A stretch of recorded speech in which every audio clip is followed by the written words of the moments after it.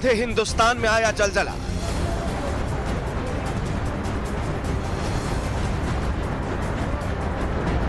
बारिश और बाढ़ ने कर दिया बर्बाद।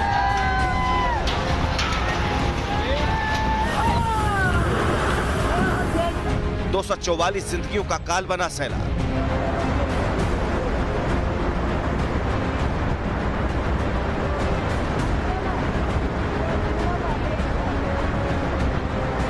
हजारों करोड़ का नुकसान।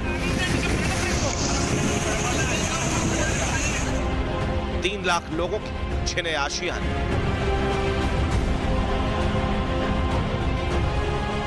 शहर के शहर डूबे।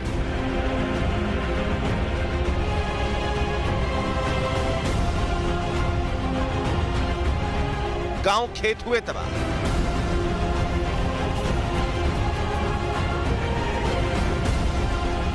थम नहीं रहा सैलाब का सितम। तो देखिए खबर कट टू कट में आज किस तरह से पूरे देश को बाढ़ ने अपनी चपेट में लिया हुआ है। राजस्थान आमतौर पर मरुभूमि कहा जाता है। सूखे रेगिस्तान में किस तरह से आसमानी आफत बरस रही है। नदियां उफान पर हैं। 5 जिले जो हैं कितनी बुरी हालत में हैं और लोग जो हैं वो इस बाढ़ के कारण कैसी बर्बादी झेल रहे हैं। रेगिस्तान में आई बाढ़। बाढ़ बारिश से बेहाल हुआ राजस्थान। डूबी दुकान, डूबे मकान, बह गया राजस्थान। भारी बरसात से राजस्थान की हालत कितनी खराब है। कोटा बैराज नाम के बांध में इतना पानी भरा कि गेट खोलने पड़े और शोर के साथ साथ बांध का पानी निकल आया। दरअसल तेज बरसात के चलते चंबल नदी का जलस्तर बढ़ गया और यह बांध चंबल नदी के पानी को ही रोकता है। कोटा जैसे ही हाल बारां में भी है। बारां राजस्थान का सबसे ज्यादा बाढ़ प्रभावित जिला बन चुका है। सूखे राजस्थान में पानी इतने वेग से आया कि मकान दुकान धराशायी होने लगे। तकरीबन पूरा शहर दरिया बन गया।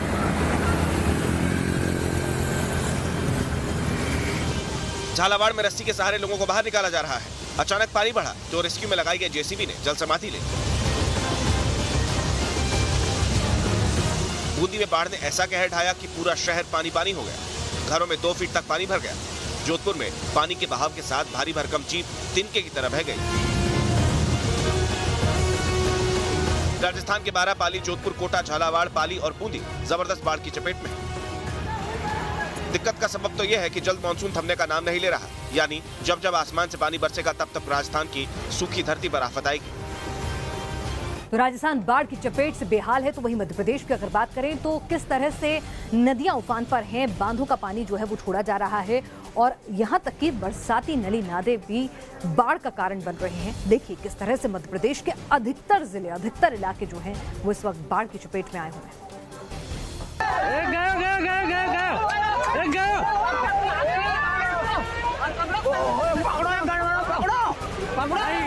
देश के मध्य में स्थित मध्य प्रदेश में हाहाकार मचा है। एमपी के राजगढ़ में इन 3 लोगों को किनारे खड़ी पब्लिक रोकती रही लेकिन ये रुके नहीं। इसी बीच एक और शख्स पानी में उतर गया। ये 3 लोग तो किसी तरह से किनारे पर आ गए लेकिन पानी में अकेला उतरा शख्स लहरों की चपेट में आ गया। लगातार हो रही बारिश के बाद मोहनपुरा डैम के 12 गेटों को खोला जा चुका है। आसपास के इलाकों में पानी भर गया है। पानी की रफ्तार इतनी तेज है कि 2 लोग मिलकर बहती मोटरसाइकिल को नहीं रोक पा रहे। एमपी के होशंगाबाद में भी हालात बद से बदतर होते जा रहे हैं। भारी बारिश की वजह से तवा डैम के 11 गेट खोले गए और पूरे इलाके पर बाढ़ का खतरा मंडराने लगा। एमपी के रतलाम, देवास, सागर, गुना और नरसिंहपुर में हालात बेहद खराब है। उत्तराखंड के चमोली में भी आसमानी आफत ने कहर ढाया। चमोली में बादल फटने से बिरही नदी उफान पर है। तूफान की रफ्तार से बहता पानी अपने साथ सब कुछ बहा ले जाने को आमदा है। हरियाणा के हथनी कुंड में भी पानी छोड़ा गया जो दिल्ली की तरफ बढ़ रहा है। अगर पानी बढ़ता रहा तो दिल्ली के यमुना किनारे रहने वाले लोगों की दिक्कतें बढ़ सकती हैं।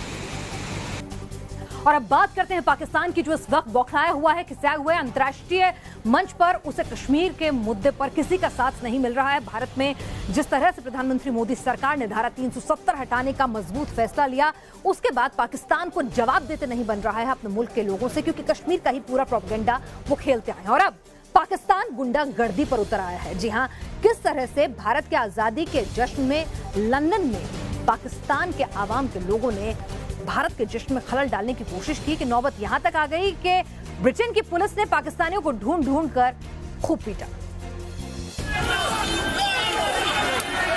लंदन की सड़क, एक्शन में लंदन पुलिस और जमीन पर पड़ा एक पाकिस्तानी। तस्वीरें 15 अगस्त की हैं। यह है लंदन में भारतीय दूतावास। दूतावास के सामने एक तरफ जश्न मनाते हिंदुस्तानी है तो दूसरी तरफ पुलिस से मार खाते पाकिस्तानी।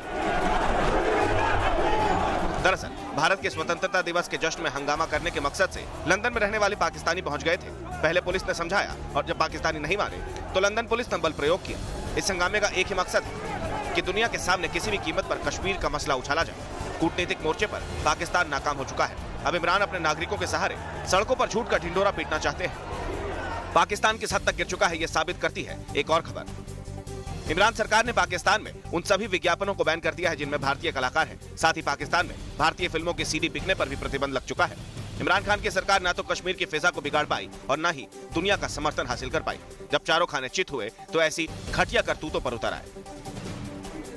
और डरा हुआ पाकिस्तान, खिंचाया हुआ पाकिस्तान किस तरह से सीज़फायर को उल्लंघन कर रहा है, किस तरह से गृह मंत्री ने आज साफ कर दिया था राजनाथ सिंह ने कि अब भारत की परमाणु नीति भी बदल सकती है। अगर जरूरत पड़ती है तो पहले हमला ना करने की नीति को भी हम बदल सकते हैं। तो एक बड़ा स्टैंड भारत के इस नए भारत में देखने को मिल रहा है हमारी सरकार में। और ऐसे में पाकिस्तान बेहद डरा हुआ है, सीज़फायर का उल्लंघन कर रहा है। एक बार फिर सीज़फायर का उल्लंघन करता है और कहता है कि हमने भारत के 5 सैनिकों को मार गिराया, लेकिन होता इससे उलट है।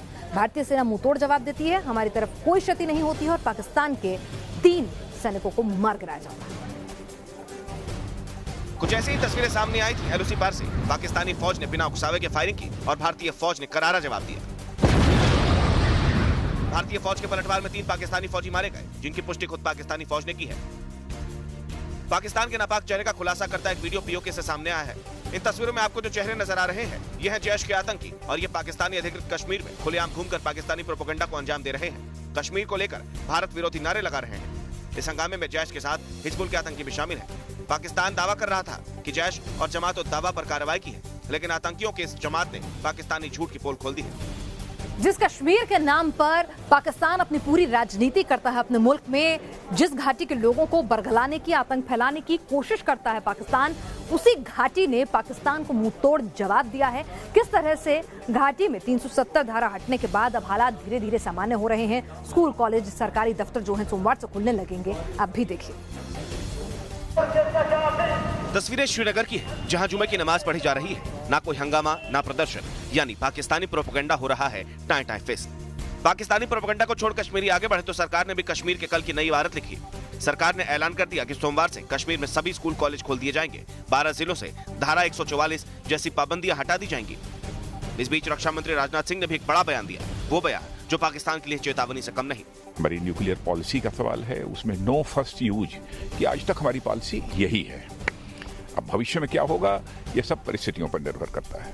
रक्षा मंत्री ने एक बार फिर बता दिया कि ये नया हिंदुस्तान है, जिसे छेड़ोगे तो छोड़ेंगे नहीं। धारा 370 आर्टिकल 35 से हटाने के बाद ट्रिपल तलाक बिल जो है उसको कानून में तब्दील करने के बाद क्या मोदी सरकार का अगला फैसला होगा समान आचार संहिता, यूनिफॉर्म सिविल कोड? ऐसा क्यों कह रहे हैं हम, देखिए। ट्रिपल तलाक पर कानून, कश्मीर से धारा 370 हटाई गई और अब बारी है यूनिफॉर्म सिविल कोड की।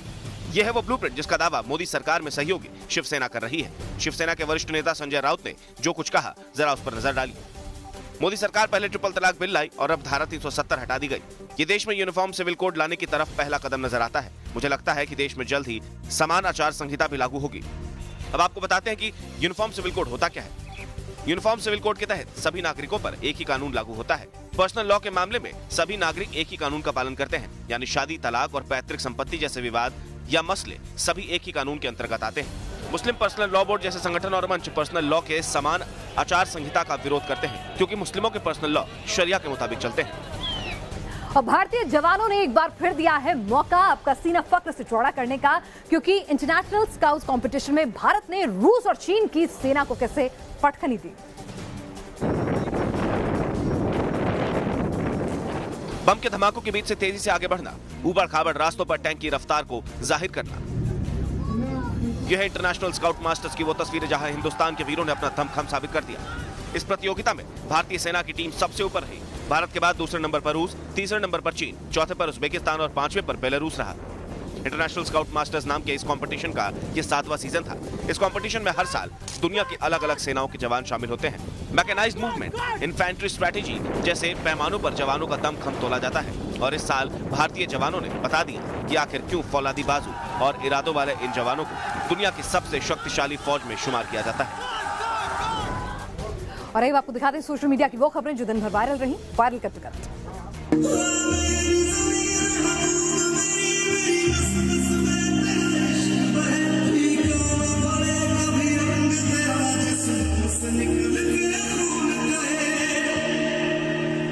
कोलकाता एयरपोर्ट का ये वीडियो 15 अगस्त से ही सोशल मीडिया पर छाया रहा। कोलकाता एयरपोर्ट पर कुछ जोशीले नौजवानों ने केसरी के गाने पर देशभक्ति से भरा डांस किया।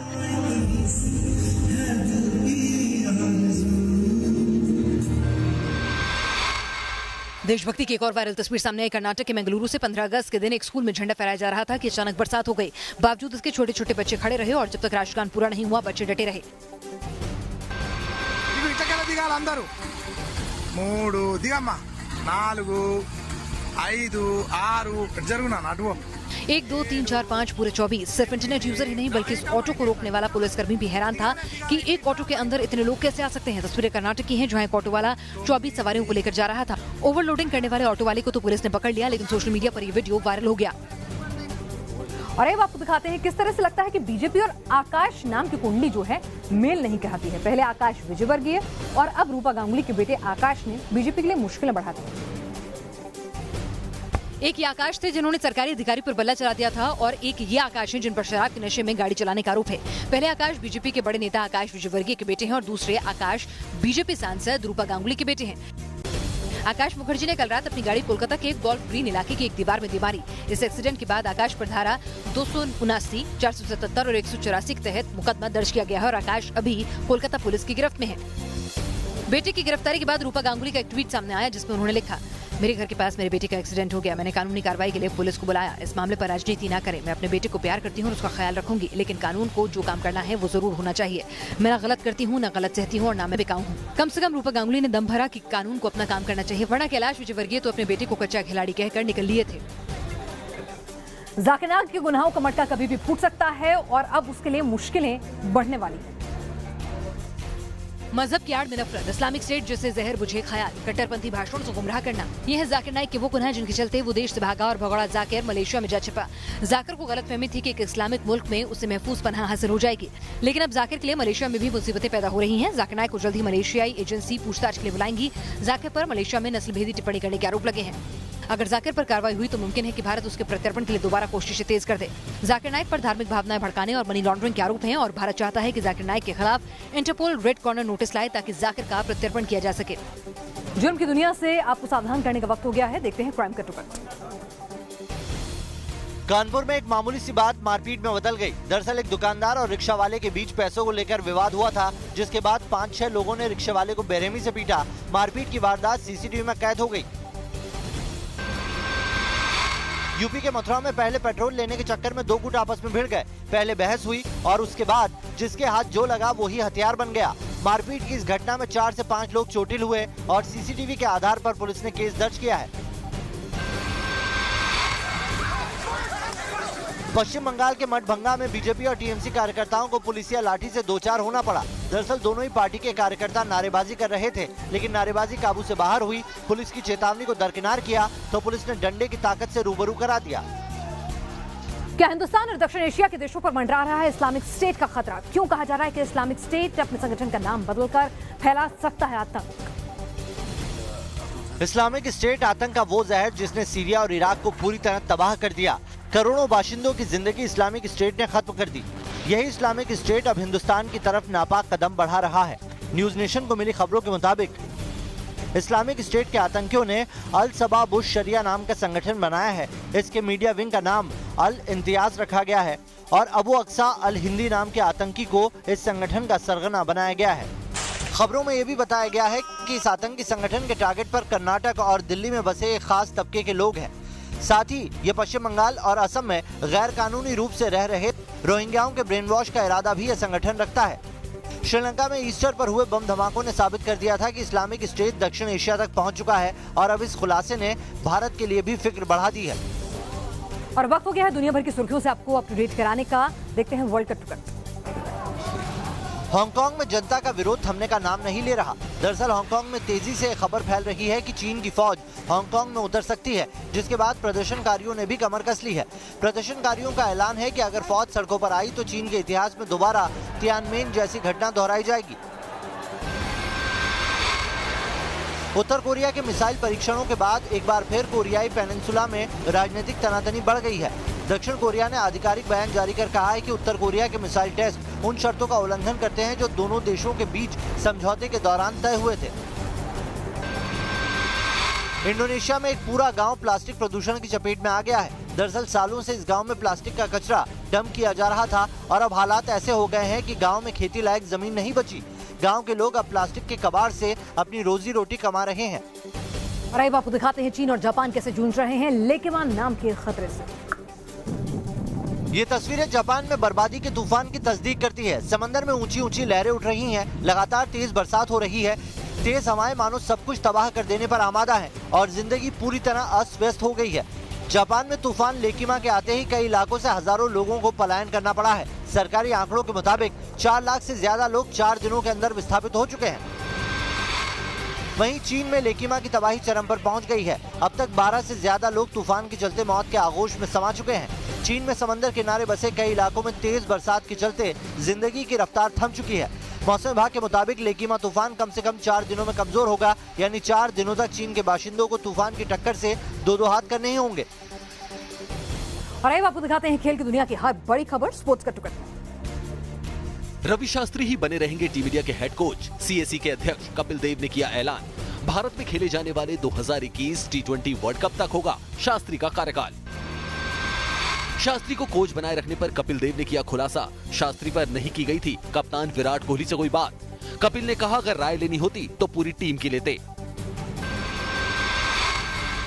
भारत के स्टार रेसलर बजरंग पुनिया को मिलेगा इस साल का राजीव गांधी खेल रत्न। 65 किलोग्राम कैटेगरी में नंबर 1 रेसलर हैं बजरंग। हम कहते हैं सुनते हैं आदमियों को अपने मन की करनी चाहिए और लगता है ऑस्ट्रेलिया के फुटबॉलर जोस ने इस बात को काफी दिल से लगा लिया और अब फुटबॉल से अचानक से संन्यास लेकर रैपर बन गए हैं।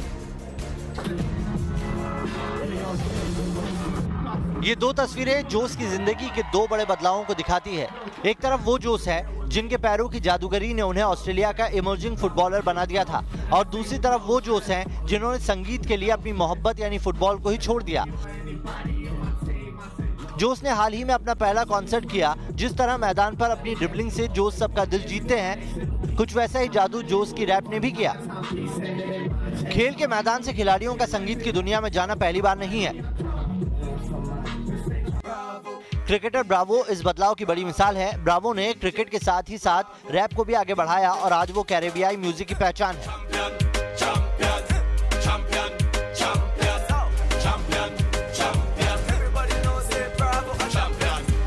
बॉलीवुड की हर बड़ी खबर जानना भी आपके लिए उतना ही जरूरी है, तो देखते हैं सिनेमा का टुकड़ा। नोरा फतेही का एक वीडियो आज दिन भर उनके फैंस के बीच वायरल हुआ। इस वीडियो में नोरा अपनी दिलकश अदाएं बिखेरती नजर आईं।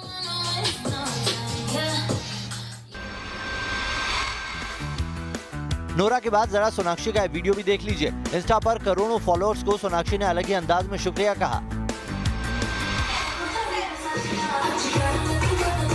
आलिया भट्ट ने अपना प्राडा सॉन्ग पर डांस कर वीडियो शेयर किया। प्राडा के जरिए आलिया पहली बार एल्बम की दुनिया में उतरी हैं।